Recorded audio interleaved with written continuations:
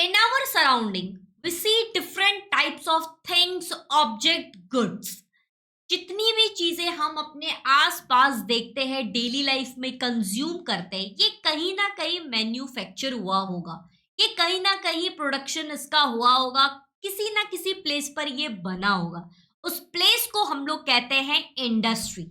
और ये गुड्स जिस जगह से बना था और जिस जगह पे पहुंचा है, जिसे हम कंज्यूम कर रहे हैं, वो कहीं ना कहीं और बना होगा और कहीं और यूज हो रहा है। तो ये एक जगह से दूसरे जगह तक पहुंचा कैसे? तो ये हो गया आपका ट्रेड। इसे हम कहते हैं ट्रेड। ट्रेड में दो इंपॉर्टेंट चीजें, that is export and import.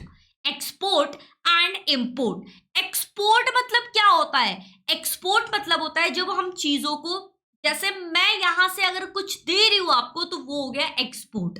अगर मेरे इस जगह से आपके घर पे कोई सामान पहुंच रहा है, दैट इज मैं सामान को एक्सपोर्ट कर रही हूँ। अगर आप सामने से मुझे कुछ सामान अपने घर से कुछ डिलीवर कर रहे हो, तो दैट इज इम्पोर्ट। मैं सामान को क्या करवा रही हूँ? इम्पोर्ट करवा रही हूँ। तो ये state by state, region by region, countries by countries, ये आज के डेट में ये सारी चीजें एक जगह से दूसरे जगह तक जाती है और इसे हम कहते हैं trade. So hello learners, welcome back to our channel. आज के इस वीडियो में क्लास 9th एमएच बोर्ड का हम हिस्ट्री चैप्टर नंबर 8 पढ़ने वाले, इंडस्ट्री एंड ट्रेड। जहां पे गुड्स का प्रोडक्शन होता है उसे हम कहते हैं इंडस्ट्री। जहां से वो गुड्स निकल करके दूसरे जगह जाता है उसे हम क्या कहते हैं? ट्रेड। एक फाइनल गुड हो, रॉ मटेरियल हो, एक जगह से दूसरी जगह जाता है, उसे हम लोग क्या कहते हैं? जहां पे इंपोर्ट और एक्सपोर्ट यूज हो रहा है उसे हम क्या कहते हैं? ट्रेड कहते हैं। सो बच्चों party, let's start the chapter. इस चैप्टर में we are going to see some information. हम कुछ इंफॉर्मेशन को गैदर करने वाले हैं ट्रेड से रिलेटेड एंड इंडस्ट्री से रिलेटेड, जो इंडिया में हुआ था पोस्ट इंडिपेंडेंस पीरियड में। इंडिपेंडेंस के बाद के पीरियड में जो जितनी भी सारी चीजें इंडस्ट्री और ट्रेड में हुई थी, वो सारी इंफॉर्मेशन आज हम गैदर करने वाले हैं। आफ्टर द इंडिपेंडेंस, इंडिया एक इंडिपेंडेंट कंट्री बन गई। तो इंडिया जब इंडिपेंडेंट कंट्री बन गई, तो इंडिया ने क्या किया? अपने डेवलपमेंट के लिए डिफरेंट डिफरेंट इंडस्ट्रीज बनाना स्टार्ट की। अब इंडस्ट्रीज जो बनाते थे उनके पास ज्यादा पैसा नहीं होता था कि वो बड़ी इंडस्ट्री बना सके, ज्यादा फाइनेंस नहीं होता था। तो फाइनेंस सपोर्ट करने के लिए एक इंडस्ट्रियल फाइनेंशियल कॉरपोरेशन बनाया गया इंडिया में 1948 में। इसका गोल था कि ये लॉन्ग टर्म लोन्स दे सके इंडस्ट्रियल प्रोजेक्ट में। इंडस्ट्रियल फाइनेंस कॉरपोरेशन इंडिया में बना था 1948 में। और इसका मेन गोल क्या था? इसका मेन पर्पस क्या था? ये था कि लोगों को, जो लोग भी इंडस्ट्रियल प्रोजेक्ट में जाते हैं, इंडस्ट्रियल प्रोजेक्ट में वर्क करते हैं, उनको लॉन्ग ड्यूरेशन के लिए लोन दिया जाए। सिमिलरली इंडिया में इंडस्ट्रियल डेवलपमेंट कॉरपोरेशन भी एस्टेब्लिश हुआ था 1954 में। ये जो Indian industrial development corporation establish हुआ था, इसका ग्रेटर पर्पस ये था कि इंडस्ट्रियल सेक्टर में ग्रेटर डेवलपमेंट लाना, ग्रेटर डेवलपमेंट में लाना, जितने ज्यादा हो सके उतने ज्यादा इंडस्ट्रियल सेक्टर में ग्रोथ लाना। ये मेन एम था इंडस्ट्रियल डेवलपमेंट कॉरपोरेशन का, इसलिए IFCI लिमिटेड बनाया गया था। सो स्टूडेंट्स, अगर अभी तक आपने इस वीडियो को सब लाइक नहीं किया है तो लाइक करो, चैनल को सब्सक्राइब नहीं किया है तो सब्सक्राइब कर देना, क्योंकि बहुत सारे ऐसे स्टूडेंट्स हैं जो देखते तो है, इस चैनल पे तो है, बट उन्होंने अभी तक सब्सक्राइब नहीं किया है। प्लीज आप सभी से एक रिक्वेस्ट है, जिसने भी इस चैनल पे ऑलरेडी आप पढ़ रहे हो, अगर आप न्यू हो तो आप कर दो। अगर आप बहुत पहले से हो इस चैनल पे, अगर अभी तक नहीं किया है सब्सक्राइब, तो शायद चैनल को सब्सक्राइब कर देना। चलिए अब हम देखते हैं नोट्स के बारे में कि ये चैप्टर का नोट्स कहाँ पे मिलेगा। इजी लर्निंग एप्लीकेशन का लिंक दिया गया है डिस्क्रिप्शन में। यहाँ पे आप जैसे ही साइड मेन्यू में जाओगे, यहाँ पे फ्री मटेरियल में आपको नोट्स मिल जाएगा। ऑल्सो नोट्स आपके टेलीग्राम चैनल पे भी मिल जाएंगे, एक बार जाओ चेक करो, टेलीग्राम चैनल पे भी आपको मिलेगा। अगर अभी तक आपने टेलीग्राम चैनल ज्वाइन नहीं किया है तो ज्वाइन कर लो, शुभम झा क्लास 9। चलिए, तो अब हम देखते हैं कौन सा टॉपिक है जो हमें इस चैप्टर में पढ़ना है। सम इंडस्ट्रीज इन इंडिया, कुछ इंडस्ट्रीज है इंडिया में जो बहुत डेवलपमेंट में है, बहुत अच्छा रोल प्ले कर रहा है इंडस्ट्रियल सेक्टर में। चलिए देखते हैं कौन सी इंडस्ट्रीज है ये। सबसे फर्स्ट इंडस्ट्री है टेक्सटाइल इंडस्ट्री, जिसे हम टेक्सटाइल इंडस्ट्री का मतलब होता है क्लोथ इंडस्ट्री, जहां पे क्लोथ्स बनते हैं। क्लोथ्स कैसे बनते हैं? तो थ्रेड से बनते हैं। वो जहां से क्लोथ्स बनता है that is the textile industry. Next आता है आपका सिल्क इंडस्ट्री। सिल्क के जो कपड़े आप यूज करते हो, ठीक है, सिल्क वॉर्म्स के जो कपड़े आप यूज करते हो, उसे हम लोग कहते हैं सिल्क। वो जहां पे बनता है सिल्क का कपड़ा, that is known as the, not silk का क्लोथ, बट सिल्क जहां पे बनता है उसे हम क्या कहते हैं? सिल्क इंडस्ट्री कहते हैं। नेक्स्ट आता है जूट इंडस्ट्री। आपने कभी गोनी वगैरह देखा होगा, जो ब्राउन रहता है, सेक बैग जिसे हम कहते हैं, ठीक है, वो जूट का बनता है, ठीक है, उसे क्या कहा जाता है? जूट। तो ये जूट इंडस्ट्री भी इंडिया में बहुत है, बहुत फेमस है। Next is hand sculpturing. Hand से बनाया हुआ जो मटेरियल है, जो गुड्स है, जो थिंग्स है, उसे हैंड स्कल्पचरिंग कहते हैं। फिर आता है आपका ऑटोमोबाइल इंडस्ट्री, जो कार की इंडस्ट्री है, उसे हम लोग क्या कहते हैं? ऑटोमोबाइल इंडस्ट्री कहते हैं, व्हीकल्स। फिर हो गया आपका सीमेंट इंडस्ट्री, जहां पे सीमेंट बनती है।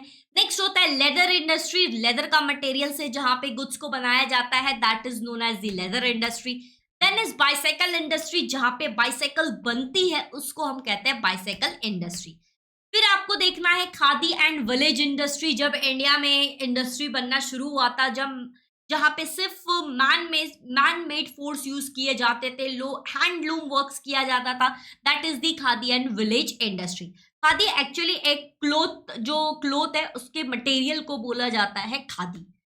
नेक्स्ट आता है आपका एग्रीकल्चर, जो इंडिया का सबसे मेन इंडस्ट्री है, that is the main occupation India का एग्रीकल्चर है।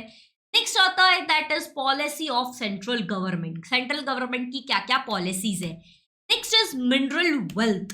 देन इज मिनरल वेल्थ में डिफरेंट डिफरेंट मिनरल्स जहां से निकलते हैं, उसके हम लोग बोलेंगे मिनरल वेल्थ, जहां पे मिनरल ज्यादा है। फिर हो गया आपका वाटर फॉरेस्ट रिसोर्सेज। फॉरेस्ट से क्या क्या चीजें हमें मिलती है, कैसे हम उसको रीयूज करते हैं, that is the forest resources.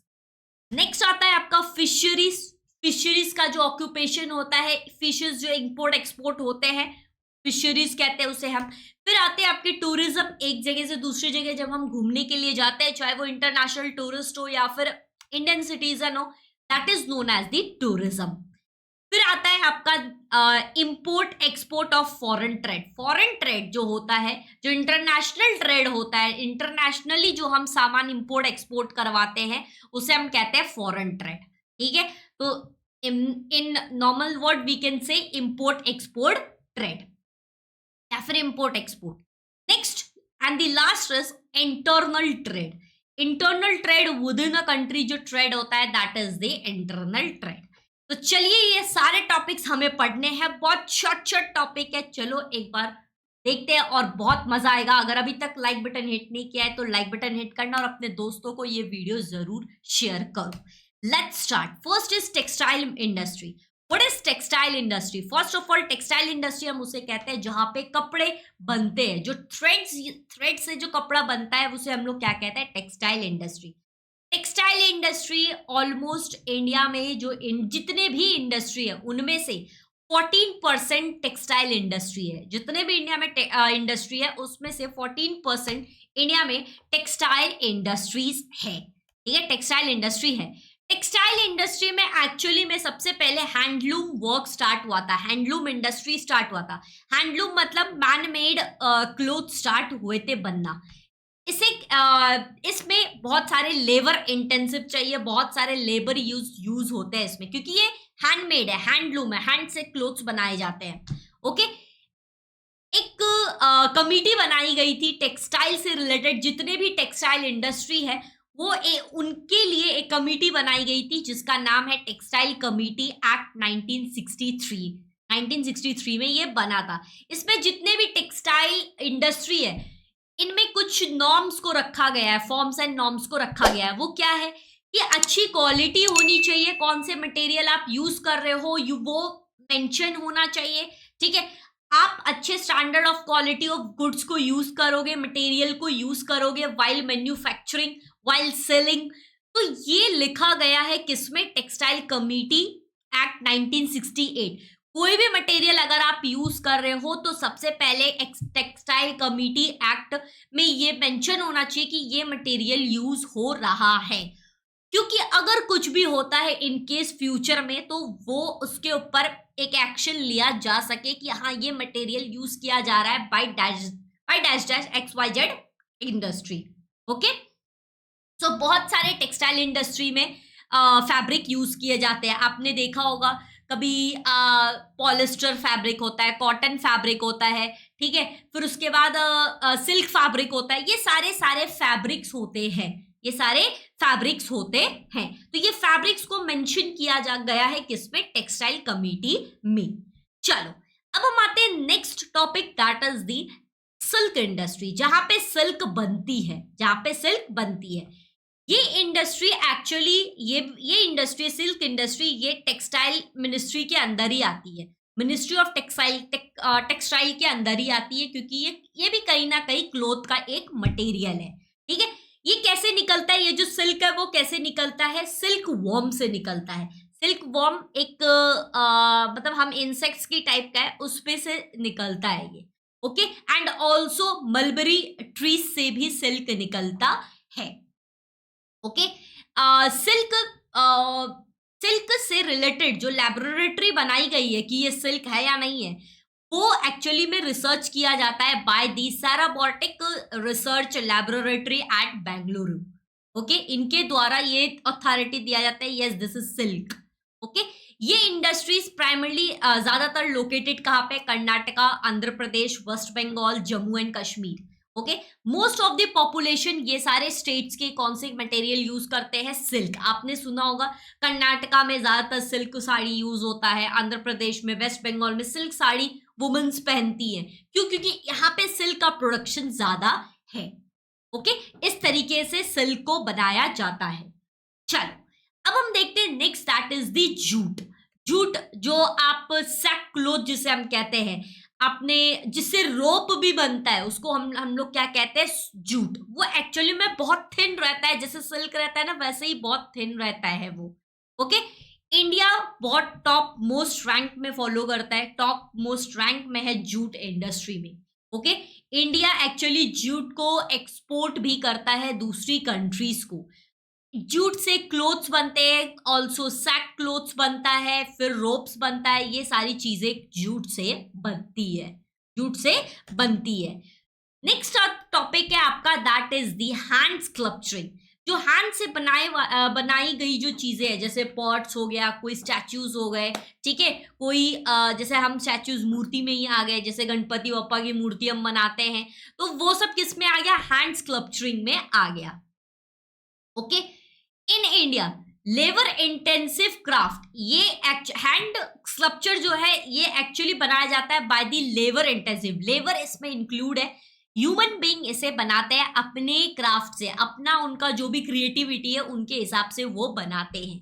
Okay, इसमें ऑलमोस्ट जो ये एक्चुअली एक स्मॉल इन्वेस्टमेंट में इंक्लूड होता है, क्योंकि इसमें मशीन्स वगैरह यूज नहीं होता, अपने हाथ से बनाया जाता है, अपने हाथ की क्रिएटिविटी से बनाया जाता है, स्मॉल इन्वेस्टमेंट होता है, मोर प्रॉफिट होता है, हैंडमेड चीजें महंगी बिकती है, ठीक है, एक्सपोर्ट होता है इंडिया से हैंडमेड चीजें। ओके, तो अगर हम हैंडमेड चीजें को एक्सपोर्ट करते हैं तो वहां से हमें फॉरेन करेंसी भी मिलती है। ओके, आपको कभी अगर मौका मिले, दिल्ली हाट एक जगह है दिल्ली में, यहाँ पे आप देखोगे मोस्ट ऑफ दी चीजें हैंडमेड होती है, हैंडमेड चीजें बना बना कर लोग यहाँ पे सेल करते हैं, ठीक है। सो इन फ्यूचर अगर आपको कभी मौका मिले तो आप कभी दिल्ली हाट जाना, दिल्ली में है। Okay, so this are the hand sculpture. Next आता है आपका topic, that is automobile industry. Automobile industry, India is one of the major producer of vehicles. India में मेजर व्हीकल प्रोड्यूस होता है, ऑलमोस्ट इंडिया एक्सपोर्ट करता है automobiles या फिर व्हीकल्स कह लो 40 कंट्रीज को। 40 कंट्रीज को इंडिया क्या ऑटोमोबाइल्स एक्सपोर्ट करता है, व्हीकल्स एक्सपोर्ट करता है। तो ये one of the larger industry है इंडिया में, automobile industry. Automobile industry, automobile industry को कहा गया है as a sunrise sector, as a sunrise sector. For example, जैसे इंडिया में ट्रैक्टर ट्रैक्टर बहुत ही फेमस है क्योंकि एग्रीकल्चर जरूरी है इंडिया के लिए। एग्रीकल्चर मेन ऑक्यूपेशन है, प्राइमरी ऑक्यूपेशन है, तो एग्रीकल्चर में ट्रैक्टर यूज होता है। तो ट्रैक्टर एक बिगेस्ट हम कह सकते हैं इंडस्ट्री है इंडिया में। 1/3 ऑफ ट्रैक्टर जो मैन्युफैक्चर्ड होता है वो इंडिया में होता है और इंडिया एक्सपोर्ट करता है आउट ऑफ कंट्री को। ट्रैक्टर मैन्युफैक्चर्ड होता है इंडिया में और एक्सपोर्ट किया जाता है तुर्की, मलेशिया एंड बहुत सारे ऐसे अफ्रीका के साउथ अफ्रीकन कंट्रीज, ठीक है, एशियन कंट्रीज, इनको सेल आउट किया जाता है ट्रैक्टर्स। इसके पीछे का बस एक ही कारण है कि इंडिया में एग्रीकल्चर बहुत ज्यादा है, प्राइमरी ऑक्यूपेशन है इंडिया का, तो यहाँ के लोगों को ट्रैक्टर मैंडेटरी है। तो ट्रैक्टर होगा तभी एग्रीकल्चर वो कर पाएंगे अच्छी तरीके से, राइट। तो इसलिए इंडिया में सबसे पहले सबसे ज्यादा जो व्हीकल बनता है that is the tractor. Okay, I hope so यहाँ तक आपको समझ में आया होगा। सो अगर अभी तक आपने चैनल को सब्सक्राइब नहीं किया है तो सब्सक्राइब कर लेना। चलो आगे बढ़ते हैं, दैट इज सीमेंट इंडस्ट्री। अब हम देखने वाले सीमेंट इंडस्ट्री, जहां पे सीमेंट बनता है, ठीक है, जहां पे सीमेंट मिलता है, बनता है, उसे हम लोग क्या कहते हैं, सीमेंट इंडस्ट्री कहते हैं। Role of the cement industry is in the important development of housing and manufacture. अगर हमें डेवलपमेंट करना, इंफ्रास्ट्रक्चर अगर हमें ग्रो करना है, ठीक है, तो उसके लिए सीमेंट जरूरी है। इंफ्रास्ट्रक्चर मतलब जो बिल्डिंग्स, जो स्कूल्स, जो रोड्स, जो हाईवेज, ये सारी चीजें जो बनती है, जो ब्रिजेस, ठीक है, इसे हम लोग इसको बोलते हैं इंफ्रास्ट्रक्चर। इसके क्या बोलते हैं, इंफ्रास्ट्रक्चर। इंफ्रास्ट्रक्चर के लिए क्या जरूरी है, तो सीमेंट जरूरी है। सिर्फ ईट डाल करके काम चलेगा क्या, नहीं, ईट के साथ क्या चाहिए, सीमेंट भी चाहिए। सो सीमेंट हम हाउसिंग करने के लिए, हाउस बनाने के लिए और भी इंफ्रास्ट्रक्चर बनाने के लिए सीमेंट जरूरी है। Industry is one of the most technology advance. यहाँ पे मोस्ट ऑफ द टेक्नोलॉजीज यहाँ पे यूज होते हैं। इंडिया करेंटली सीमेंट को प्रोड्यूस कर रहा है and also out of countries को, फॉरेन कंट्रीज को एक्सपोर्ट भी कर रहा है।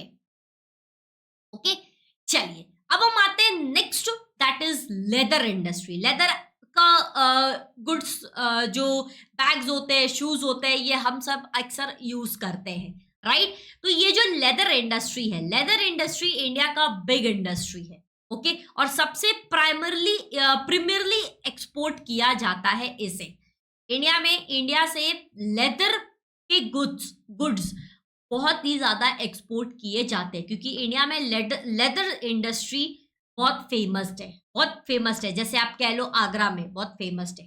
सो क्लास 9 लर्नर्स, अगर आप ऐसे ही इस तरीके से अच्छी तरीके से अगर आप पढ़ना चाहते हो लाइव क्लासेस में, तो you can join class 9 student our batch that is victory 2.0। इस एमएच बोर्ड के लिए है। ये सारे टीचर्स हैं जो आपको पढ़ाते हैं, सारे सब्जेक्ट इसमें है, तो सारे ऑल सब्जेक्ट के अलग अलग टीचर्स हैं। ये फुल ईयर बैच है, फुल ईयर बैच है, पूरे 9 की बैच है, सारे सब्जेक्ट इसमें इंक्लूडेड है। डेली लाइव क्लासेस इसमें होती है, प्री में टेस्ट सीरीज इंक्लूडेड है, ऑल्सो पर्सनल मेंटोरशिप भी इंक्लूडेड है। अगर आपको थ्रू आउट द ईयर कोई भी एकेडमिक रिलेटेड प्रॉब्लम होता है तो आप यहाँ पे आराम से टीचर को पूछ करके आप अपने प्रॉब्लम को सॉल्व कर सकते हो। पर्सनली मेंटोर किया जाएगा आपको। रेगुलर डाउट क्लियरिंग सेशंस होते रहते हैं। नोट्स भी आपको प्रोवाइड किए जाते हैं बैचेस। ओके, अवेलेबल है ये मोबाइल, टैबलेट, पीसी सब पे। ऑल्सो सारे टीचर्स बहुत ही एक्सपीरियंस्ड है, बहुत ज्यादा एक्सपीरियंस टीचर्स है। जितनी भी लाइव क्लासेस होती हैं इन सब की आपको रिकॉर्डिंग मिल जाएगी। ये सारे क्लासेस की आपको रिकॉर्डिंग मिलती है थ्रू आउट द ईयर। आप पूरे साल में कभी भी ये रिकॉर्डिंग्स को देख सकते हैं। नेक्स्ट इसकी कैसे इनरोल करना है, हाउ टू इनरोल, इस वीडियो का लिंक दिया गया है इस डिस्क्रिप्शन में। How to buy victory 2.0 on mobile. So if you are interested so join it. इसकी फीस कितनी है, तो 5000 फीस है। मैम ये ईयरली फीस है या मंथली फीस है? ये ईयरली फीस है, मंथली 5000 नहीं है, ईयरली 5000 है। 5000 में सारे सब्जेक्ट इंक्लूडेड है और पूरे 9th का ये फीस है। अगर आपको कोई भी इंक्वायरी है बैचेस से रिलेटेड तो आप इस दिए गए नंबर पे कॉल कर सकते हैं।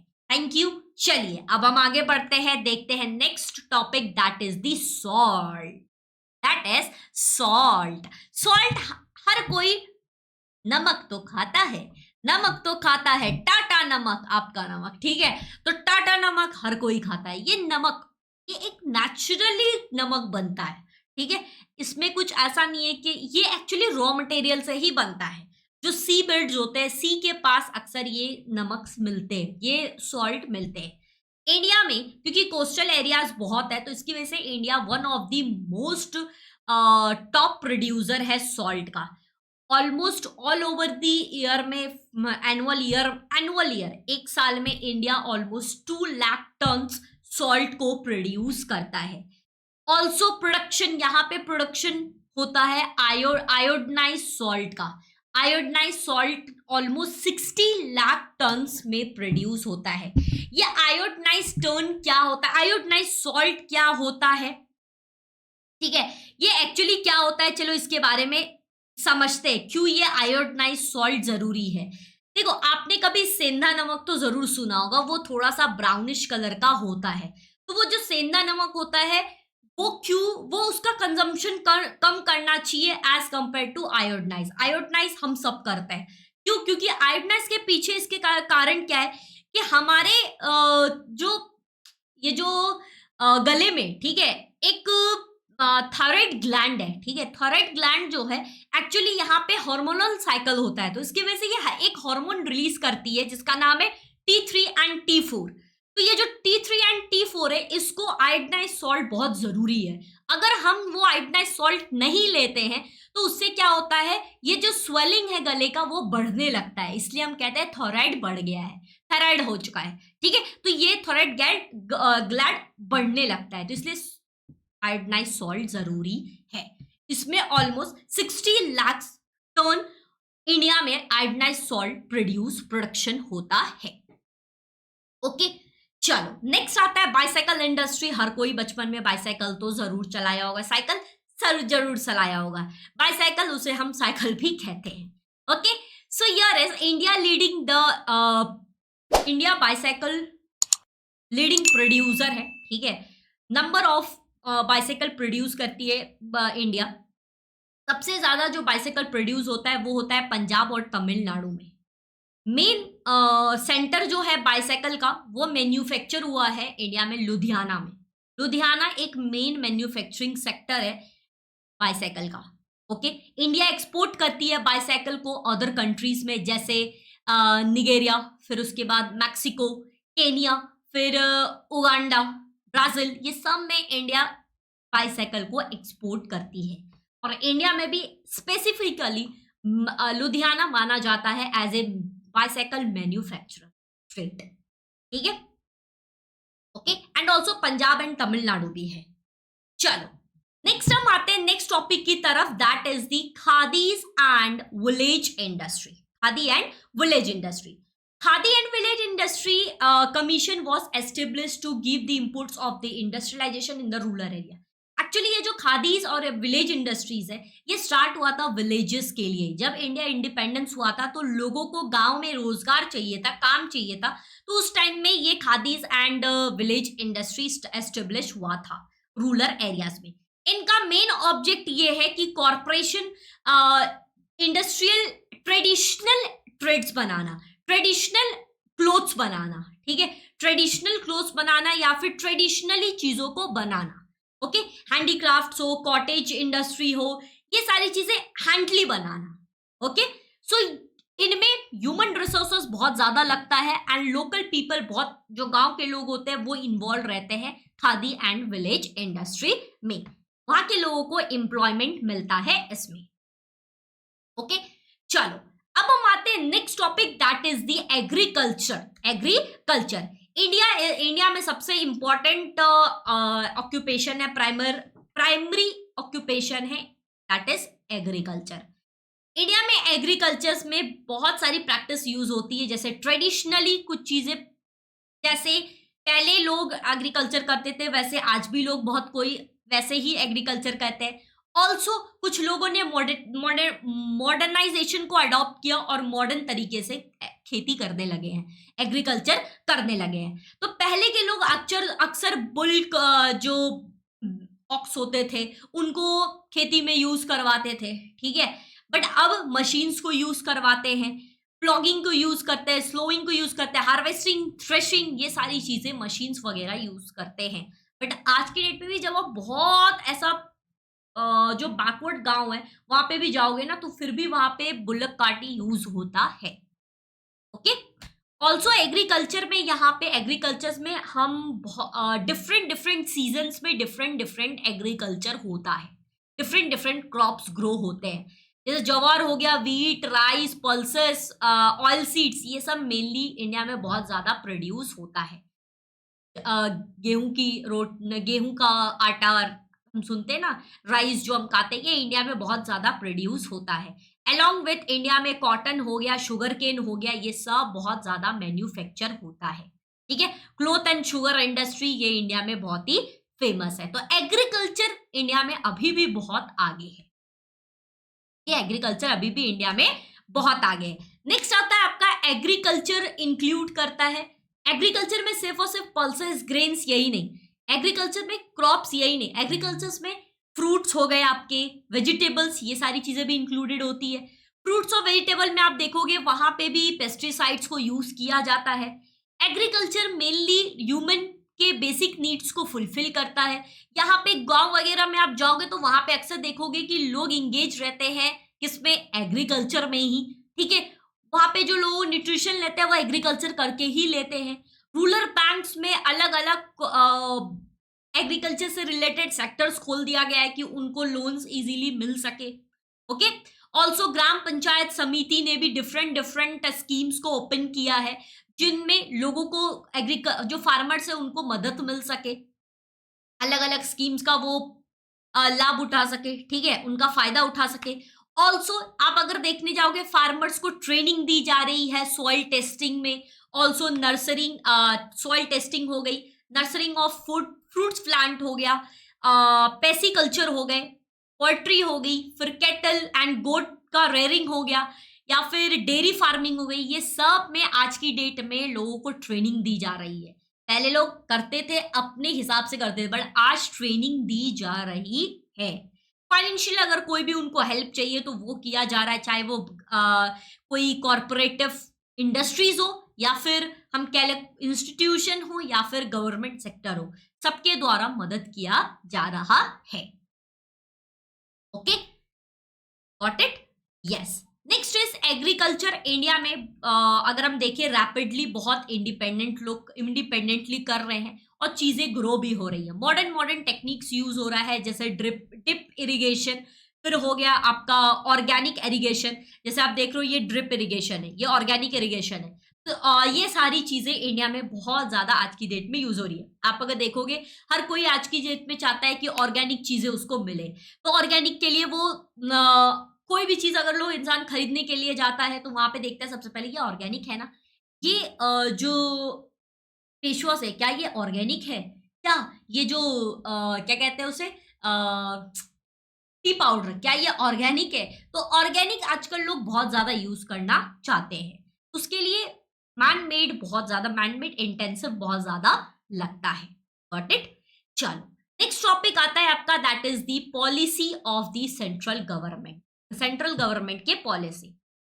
4th 5 ईयर प्लान में बहुत सारी चीजें प्लान की गई थी, इंडस्ट्रियल से रिलेटेड, ऑल्सो फार्माटिकल इंडस्ट्री से रिलेटेड, मोटर ट्रैक्टर इंडस्ट्री से related, leather goods, textile industry, food processing industry, oil, colour, sugar industry, ये सब से रिलेटेड एक्चुअली एक पॉलिसी बनाई गई थी जिसका नाम है इंडस्ट्रियल लाइसेंसिंग पॉलिसी 1970।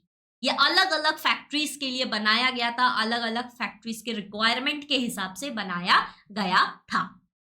ऑलमोस्ट जिसने इन्वेस्ट किया है more than 5 crore rupees in that industry, उसे हम लोग कहते हैं क्या है, हैवी इंडस्ट्री। 5 करोड़ यूज हो चुका है, 5 करोड़ से ज्यादा यूज हो चुका है किसी भी एक इंडस्ट्री को बनाने में, तो उसको हम लोग क्या कहते हैं, हैवी इंडस्ट्री कहते हैं। तो ऐसे ऐसे कैटेगरी में डिवाइड किया गया है। सेंट्रल पॉलिसी और भी बहुत सारी है सेंट्रल गवर्नमेंट की पॉलिसी, जैसे big industry houses and foreign companies, ये सारी चीजें इन्वेस्ट की गई है। Also heavy industries that were not reserve for public sector. 1972 and जब हुआ था तो यहाँ पे देखा गया 3,80,000 स्मॉल इंडस्ट्री है, ठीक है। और ये स्मॉल इंडस्ट्री को रजिस्टर करना था, रजिस्ट्रेशन करना था किसमें, गवर्नमेंट रजिस्ट्रेशन जरूरी है, गवर्नमेंट रजिस्ट्रेशन जरूरी है, क्योंकि उनको भी, चाहे वो छोटी कंपनी क्यों ना हो, छोटे इंडस्ट्री क्यों ना हो, उनको भी पॉलिसी को अपने नॉर्म्स में करना पड़ेगा, पॉलिसी को फॉलो करना पड़ेगा। Got it. चलो अब हम आते हैं next topic, that is the mineral wealth. So I know थोड़ा सा लेंदी होगा बट वन शॉट है, तो आप जब कभी भी रिवीजन करोगे तो टाइम स्टैम्प दिया रहेगा, तो इससे इजीली आप क्या कर सकते हो, पढ़ सकते हो, ठीक है, रिवाइज हो जाएगा आपका। चलो नेक्स्ट आते हैं mineral wealth. Mineral wealth, ability of the minerals iron and coal, ये बहुत ही मेजर रोल प्ले करते हैं इंडस्ट्रियल डेवलपमेंट में, ठीक है। हमने एडॉप्ट किया था, एक्वायर्ड किया था क्या क्या, आयरन्स को, मैग्नीशियम को, कोल को एंड मिनरल ऑयल को इन आवर कंट्री। ये सारी चीजें हमारी कंट्री में हमें मिलती है, iron, magnesium, coal and mineral oil, ठीक है। ये नेचुरली होते हैं, तो ये नेचुरल रिसोर्सेस हमारी कंट्री में है। नेक्स्ट आता है आपका topic, that is the forest resource. Forest के थ्रू क्या क्या गुड्स हमें मिलते हैं। जब ब्रिटिश इंडिया में थे तब ब्रिटिश ने एक्चुअली ट्राइबल पीपल्स जो थे उनको फॉरेस्ट रिसोर्सेज यूज करने के लिए मना किया गया था, बट आफ्टर ब्रिटिश एरा अब गवर्नमेंट ने अभी भी कुछ फॉरेस्ट को बहुत ही रिजर्व रखा है, क्योंकि रिजर्व रखना जरूरी है वरना लोग मिसयूज भी करते हैं। तो फॉरेस्ट को रिजर्व किया है due to the industry base, forest industry बनाना है, इसकी वजह से रिजर्व किया गया है। सेंट्रल गवर्नमेंट ही उसे देखती है, सेंट्रल गवर्नमेंट ही उन्हें सारी चीजें मैनेज करती है। लोकल पीपल भी यूज करते हैं but not wide level, okay, wide level पे ज्यादा नहीं करते। सेंट्रल गवर्नमेंट हो, स्टेट गवर्नमेंट हो, उनके हर एक एरिया के फॉरेस्ट को उनको देखना है। फॉरेस्ट आर नेसेसरी, यहाँ पे रॉ मटेरियल हमें मिलते हैं और हम इंडस्ट्रीज इनसे बना सकते हैं, जैसे कंस्ट्रक्शन से रिलेटेड हो, न्यूज़पेपर या फिर newsprint, silk, mastic, medical herbs, पानी, lacquer and raw material needed for the paint, ये सारी चीजें हमें फॉरेस्ट से मिलती, तो फॉरेस्ट जरूरी। नेक्स्ट आता है आपका फिशरी, जो फिशेस का जो इंपोर्ट एक्सपोर्ट होता है इंडिया में, क्योंकि बहुत सारे कोस्टल एरियाज है तो यहाँ पे सी वाटर्स है, तो जिसकी वजह से हमें फिश बहुत ही मिलते, फिश बहुत कंज्यूम करने मिलते हैं, ठीक है। जो कोस्टल एरियाज के पीपल है वो फिश को बहुत ज्यादा कंज्यूम करते हैं, क्योंकि फिश जो होती है अक्सर फ्रेश वाटर में होती है और रखना भी चाहिए क्योंकि पीपल्स कंज्यूम भी करते हैं। तो फ्रेश वाटर्स में फिशेस पाए जाते हैं, जैसे रिवर, कैनाल, पॉन्ड्स, लेक्स में फिशेस का प्रोडक्शन किया जाता है। Harbour have been build and old harbour have been redeveloped.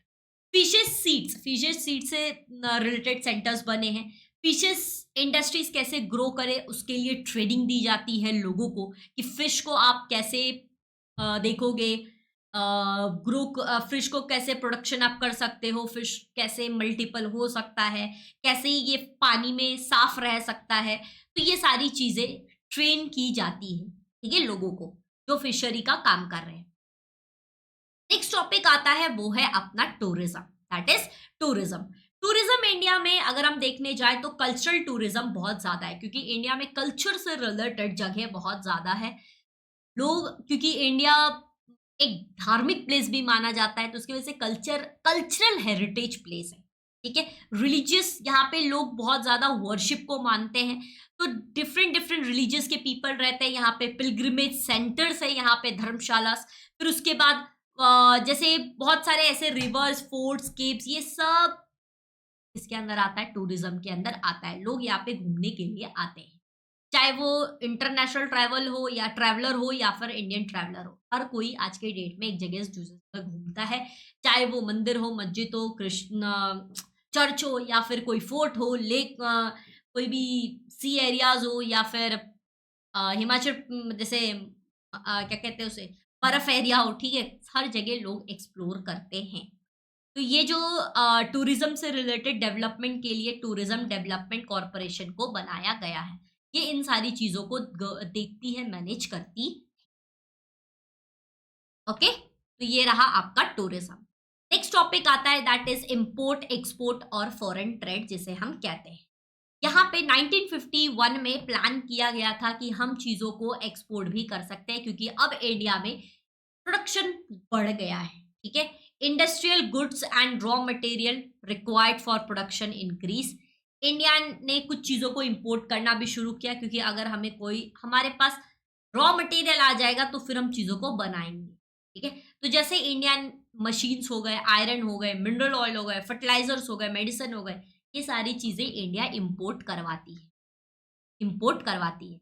India क्या क्या एक्सपोर्ट करती है आउट ऑफ कंट्रीज को, तो जैसे टी, कॉफी, स्पाइसेस, जो मसाले यूज होते हैं, फिर उसके बाद cotton, textiles, leather, footwear, pearls, precious stones, ये सारी चीजें एक्सपोर्ट करवाती है out of country. So next topic है अब अपना इंटरनल ट्रेड, जो विद इन ट्रेड होता है, that is the internal trade. India internal trade जो है वो टेक प्लेस होता है with in railways, waterways, roadways. ये तीन चीज में ट्रेड किया जाता है, थ्री ट्रांसपोर्ट मोड्स में ट्रेड किया जाता है। इंडियाज में जैसे इंपॉर्टेंट पोर्ट्स है मुंबई, कोलकाता, कोचीन, चेन्नई। फिर अगर हम देखने जाए जो कमोडिटीज यूज होती है इंटरनल ट्रेड में, वो हो गया coal, cotton, cotton textile, rice, wheat, जो raw jute, then is iron, steel, oil seeds, sugar, salt, ये सारी चीजें यूज होती है internal trade export and import करने के लिए विद इन अ कंट्री। तो यहाँ पे आपके चैप्टर होते हैं दी एंड। अगर अभी तक आपने Shubham Jha class 9th Telegram channel को ज्वाइन नहीं किया है तो ज्वाइन कर लो। चैनल को अगर अभी तक सब्सक्राइब नहीं किया है सब्सक्राइब कर लो, अगर अभी तक नहीं किया है तो if you are new to the channel subscribe it, like करना वीडियो को, पसंद आया तो दोस्तों को शेयर करो कि ऐसे ही सारे चैप्टर्स आपको पढ़ाए जाएंगे एंड फुल सिलेबस कंप्लीट कराया जाएगा।